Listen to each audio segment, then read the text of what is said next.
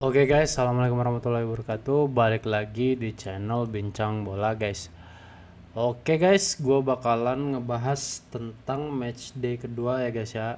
Pertandingan antara West Ham United melawan Chelsea ya, yang bakalan diselenggarakan hari Jumat dini hari, hari Sabtu dini hari ya guys ya.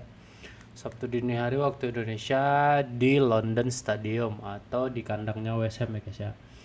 Tanpa berlama-lama, gue bakalan langsung sedikit berbicara tentang pertandingan ini guys. 5 pertandingan terakhir West Ham guys. West Ham itu menang cuma 2 kali guys. Berarti di sini Graham Potter belum menemukan formula yang tepat ya guys ya, menurut gue di skuadnya saat ini ya guys ya. Dia datang menggantikan Julen Lopetegulu ya guys ya. Musim ini di pertandingan pertama kalah sama tim promosi 3-0 ya guys ya. Gue bakalan sedikit ngebahas tentang pertandingan kemarin antara Sunderland dan West Ham ya guys ya. Di sini untuk possession sendiri West Ham menguasai jalannya pertandingan ya guys ya. Hampir 69% possession, sedangkan Sunderland sendiri 38% ya guys, dan itu cukup jauh ya guys ya. Tapi West Ham malah kecolongan dulu ya guys ya, melalui Mayenda menit 61, terus kecolongan lagi sama Ballard, habis itu Isidore ya guys ya.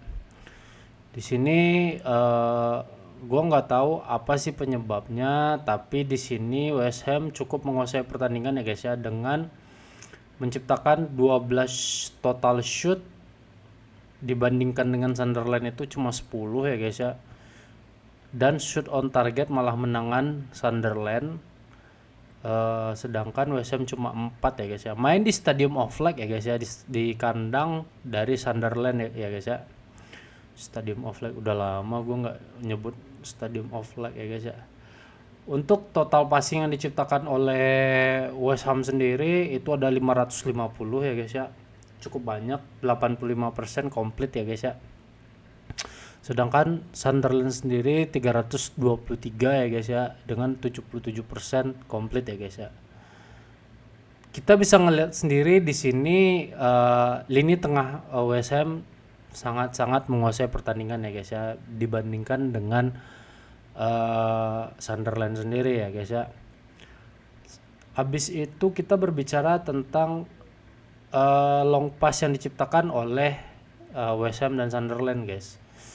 Itu ada total 59 yang 44% komplit, 55 yang 33%-nya komplit ya guys ya. Ini kayaknya hampir setengah dari long pass West Ham ini nyampe ke kaki ya guys ya. Oke, gue bakalan move sedikit ke key player mereka ya guys ya, yaitu Jarrod Bowen guys. Di pertandingan kemarin bisa dibilang Jarrod Bowen jadi orang yang mengacak-ngacak pertahanan Sunderland ya guys ya, tapi tidak menciptakan gol bersama Nicholas Füllkrug ya. Dua-duanya sama menciptakan 2 shoot on target ya guys ya, masing-masingnya, tapi tidak membuahkan gol. Dia bermain selama 90 menit ya guys ya, menciptakan dribble 5 kali dan 40%-nya yang komplit ya guys ya. Jadi bisa dibilang si Jarrod Bowen ini merupakan pemain kunci ya guys ya dari musim lalu, yang mana sudah mengkoleksi 34 pertandingan musim lalu ya guys ya, dengan 13 gol dan 8 assist. Performanya bisa dibilang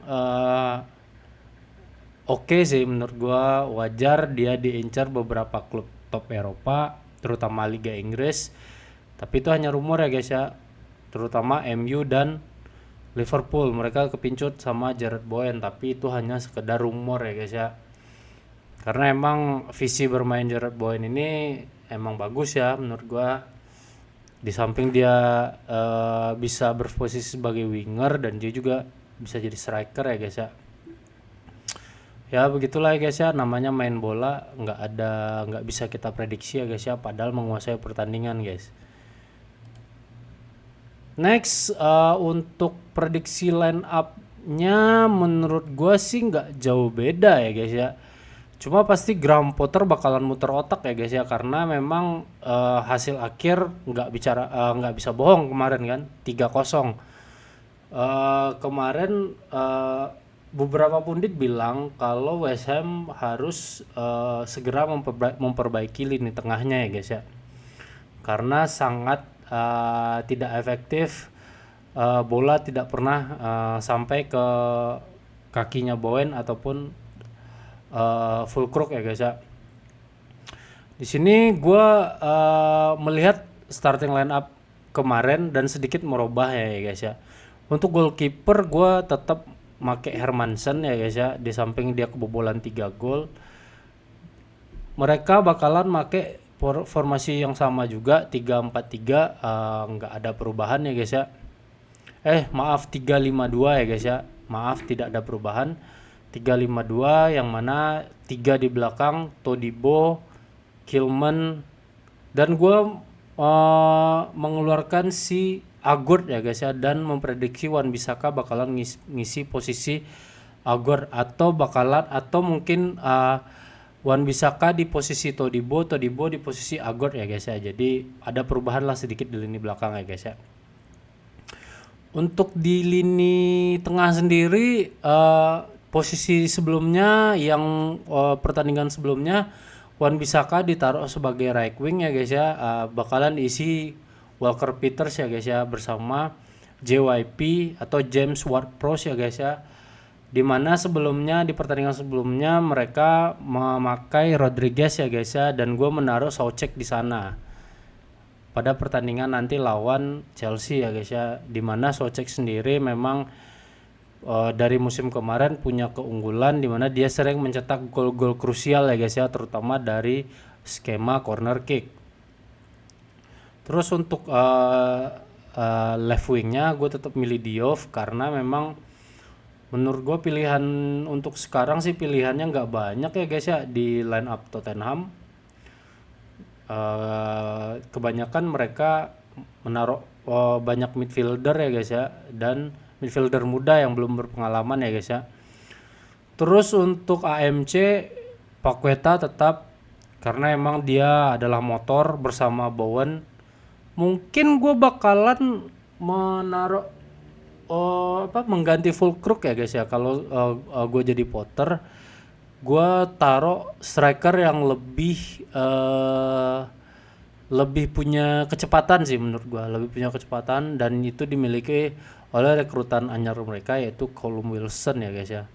Yang musim lalu Callum Wilson ini jadi bagian penting di Newcastle juga ya guys ya musim lalu. Callum Wilson gue juga kaget Callum Wilson ini tiba-tiba pindah ke West Ham ini, sebenarnya kayak jump scare guys, kaget juga sih sebenarnya. Musim lalu Callum Wilson ini bersama Newcastle ya guys ya memberikan 18 kali penampilan bersama Newcastle ya guys ya. Dengan total musim lalu itu ada berapa gol ini? Ya segitulah pokoknya ya guys ya. Total penampilan keseluruhannya itu ada 88 gol dan 23 assist ya guys ya. Sini nggak diliatin guys itunya. Berapa jumlah golnya di bersama Newcastle kalau Wilson. Oke. Pokoknya intinya Fulkrug bakalan gua rotasi dan gua bakalan make Callum Wilson ya guys ya.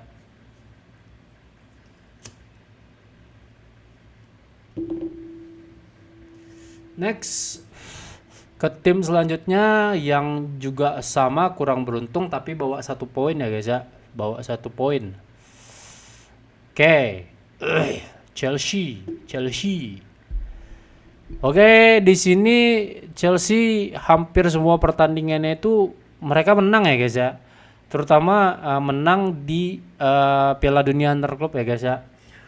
Ternyata dengan label mereka sebagai Piala Dunia, juara klub Piala Dunia ya guys ya, tidak menggetarkan perlawanan Crystal Palace ya guys ya di pertandingan pertama ya guys ya.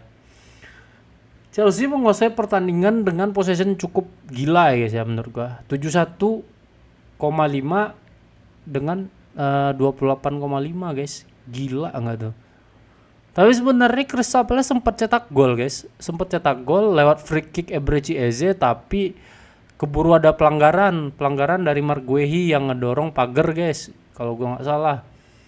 Kalau jadi Guehi ngedorong pagar biar ada space buat siapa namanya ini Eze buat nge-shoot. Jadi akhirnya pelanggaran. Chelsea menciptakan 19 total shooting ya guys ya, dibandingkan dengan Crystal Palace yang hanya 11 kali ya guys ya. Untuk on targetnya banyakan si Crystal Palace berbanding 3 ya guys ya.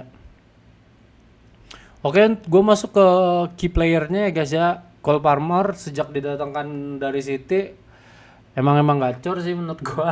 Emang langsung memperlihatkan permainan aslinya sih menurut gue guys. Dengan 38 hampir semua pertandingan Chelsea di Premier League dia main guys. Menciptakan 15 gol dan 8 assist ya guys ya. Cole Palmer ya guys ya. Lord Cole Palmer. Cole Palmer ini punya spesialis juga guys. Dia sering diberikan tugas sebagai free kick taker dan gue pernah nonton sekali sih di Piala Dunia antar klub. Cole Palmer 2 kali hampir nyetak gol lewat free kick guys. Benar-benar gila sih dia di tangan Enzo Maresca ini. Gue nggak tahu kenapa Pep sangat bodoh untuk ngejualnya. Sebenarnya Pep itu udah ngomong ya guys ya ke Cole Palmer. Kamu punya 2 pilihan. Kamu pergi secara permanen atau stay. Jadi dia nggak boleh loan guys. Cole Palmer ini mau bertahan di City, tapi cuma si Pep ini pilihannya cuma 2 guys. Lu stay atau dijual permanen, udah itu aja. Jadi nggak ada pilihan pinjaman.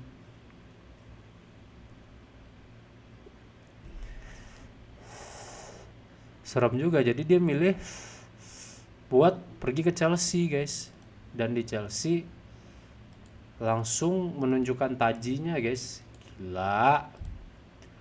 Oke, next gua move ke prediksi starting line up ya guys ya. Prediksi starting line up gua di sini kiper masih sama, Robert Sanchez. Di pertandingan sebelumnya lawan Crystal Palace, beberapa defender Chelsea itu banyak yang kurang fit ya guys ya. Contohnya Tosin punya kendala di itu physical injury apa tadi gue baca kalau gue nggak salah. Terus sama Gerald Hato juga belum fit. Terus siapa namanya yang dari Leicester itu guys, gue lupa namanya siapa sih dari Leicester itu. Bentar gue cari deh yang dari Leicester. Aduh, gue lupa lagi namanya siapa guys. Yang dari Leicester yang dibeli dari Leicester. Wesley Fofana juga udah fit untuk pertandingan lawan itu besok. Jadi karena emang pertandingan sebelumnya itu di belakang itu ada Trevoh Chalobah sama salah satu pemain mudanya guys, Josh Achempong.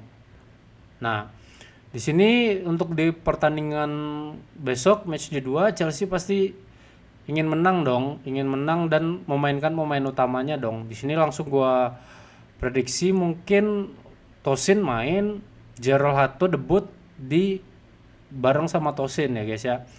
Atau bisa karena gue ragu mau masukin Cowell guys, karena Cowell di pertandingan sebelumnya juga nggak ada di line up kan. Jadi di sini gue milih Tosin dan Gerald Hato, di mana kanannya si Reece James ya guys ya sebagai kaptennya ya guys ya. Untuk di tengah masih sama ya guys ya, Enzo, Caicedo, karena 2 pemain ini memang jadi kunci ya guys ya untuk Chelsea dari musim kemarin. Di pertandingan kemarin Caicedo lumayan bagus juga dengan banyak menciptakan tackle ya guys ya, tackle krusial di pertandingan lawan Crystal Palace. Sama Enzo juga menciptakan beberapa peluang kemarin di pertandingan kemarin.